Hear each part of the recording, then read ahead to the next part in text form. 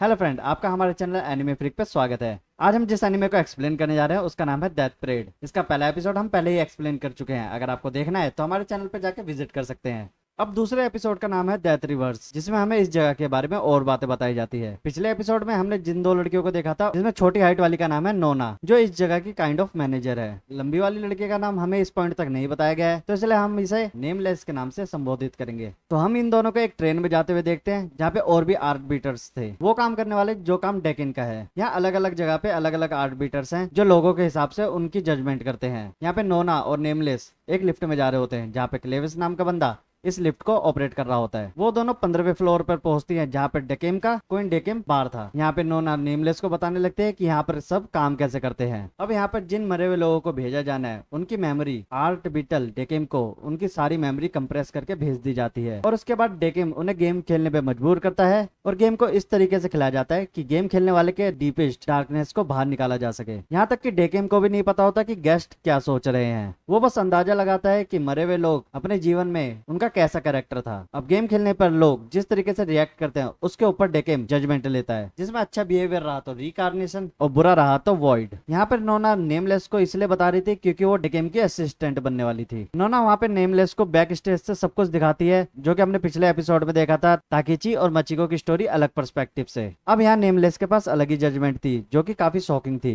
यहाँ नेमलेस बताती है कि पूरे गेम के दौरान मचिको परेशान दिख रही थी, जिसमें ये पॉसिबल था कि वो शायद एक बार ही किसी बंदे के साथ सोई होगी, जिस बात का उसे शायद पछतावा भी था। और इसी के चलते उसने मचिको पर भी शक किया, जबकि उसने सिर्फ एक ही बार गलती करी थी। क्योंकि देखा जाए तो तकाशी शुरू से एक ऐसा इंसान था जो किसी पर भी ट्रस्ट नहीं कर सकता था, और ताकेशी की छीना झपटी की वजह से ही इनका एक्सीडेंट हुआ था। और ये सब आज इस हालत में तकाशी के कारण ही आए। और यहाँ तक कि ये भी हो सकता है कि उसके बच्चे का बाप तकाशी ही था, और उसी मेमोरी का इमेज डेकेम के पास है। तो उस पर्सपेक्टिव से देखा जाए तो ताकेशी ही ज्यादा बड़ा गुनहगार दिखता है, और ताकेशी के कारण ही उनका अनबॉर्न बेबी मारा गया। यहाँ माचिको नहीं चाहती थी कि ताकेशी को ऐसा लगे कि उसकी वजह से पूरा परिवार बर्बाद हुआ, और इसी वजह से उसने जानबूझकर ब्लेम सारा अपने ऊपर ले लिया। और हाँ दोस्तों, ऐसा हो सकता है कि माचिको ही ताकेशी को प्रोटेक्ट कर रही थी उसी की फीलिंग्स से, जिससे ये अंदाजा लगाया जा सकता है कि वो ताकेशी को सच में प्यार करती थी। ये सुनकर डेकेम की हालत पतली हो जाती है। उसे लगने लगता है कहीं मैंने गलत फैसला तो नहीं ले लिया। यहाँ पे नोना भी डेकेम को समझाती है कि आगे से ध्यान रखो इन सब चीजों का, बिना इमोशन को कंट्रोल करे कोई भी फैसला मत लिया करो। जिसके बाद डेकेम उन दोनों लड़कियों को ड्रिंक बना के देता है, और नोना भी नेमलेस को अपॉइंट कर लेती है डेकेम की हेल्प करने के लिए। यानी कि नेमलेस अब असिस्टेंट है डेकेम की। अब इसके बाद हम नोना को अकेले लिफ्ट में 98 फ्लोर पर जाते हुए देखते हैं, जहाँ पर ग्रीनरी और एक छोटा सा घर दिखाई देता है। जहाँ पर जाकर वो यही सोचने लगी कि तकाशी एक ऐसा इंसान था जो सभी पर बेवजह शक किया करता था।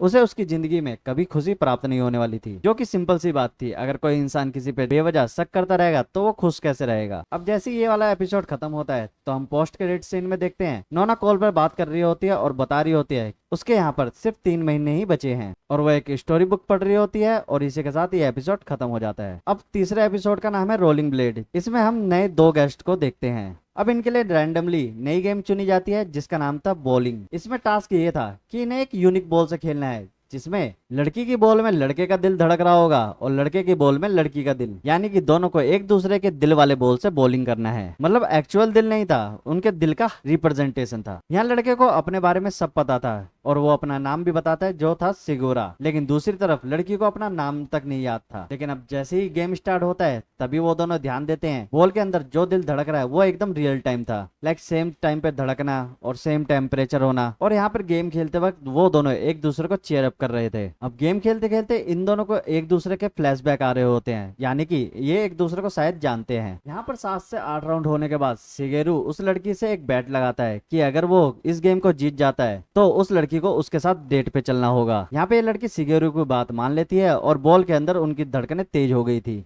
अब इसी गेम के दौरान डेकेम नेमलेस को कुछ बातें बताता है, जो कि हम व्यूवर्स को नहीं बताया जाता। अब गेम खेलते वक्त लड़की को अपनी मेमोरी याद आ रही होती है, और वो शिगारू को बताती है कि उसका नाम चिसातो है, और वो दोनों बचपन में एक साथ खेला करते थे। अब यहाँ शिगेरू अपना लास्ट शॉट मारता है, और उसी के साथ उसकी मेमोरी याद आती है मतलब शिगेत्सु और वो एक साथ एक बस में थे। यहाँ पे हमें दिखाया जाता है शिगेरु जब शिचातो से बात करने के लिए आगे बढ़ता है तभी बस का एक्सीडेंट हो जाता है और उन दोनों की वहीं पे डेथ हो जाती है। शिगारू ये बात शिचातो को नहीं बताता है और उसे उसका आखिरी शॉट खेलने देता है। यहाँ पे शिचातो गलत शॉट मारती है ताकि शिगेरु जीत जाए और वो दोनों डेट पे जा सके। अब यहाँ पे गेम खत्म हो चुका था और यहाँ पे शिचातो की भी मेमोरी वापस आ चुकी थी और फाइनली उन दोनों को पता चल चुका था कि वो दोनों मारे जा चुके हैं। इस बात से वो दोनों उदास हो जाते हैं, लेकिन इसी के बाद वो दोनों अपना प्रॉमिस भी पूरा करते हैं। वो उसी जगह पर अपनी एक डेट भी कंप्लीट करते हैं। यहाँ पे डकिम ये अलाउ भी करता है और फाइनली ये सब होने के बाद वो अपना जजमेंट भी देता है। यहाँ पर आता है कहानी में एक ट्विस्ट। यहाँ बचपन में शिगारो और शिचातो के साथ एक माई नाम की लड़की भी खेला करती थी और वो लड़की जो यहाँ पर थी वो शिचातो नहीं बल्कि माई थी।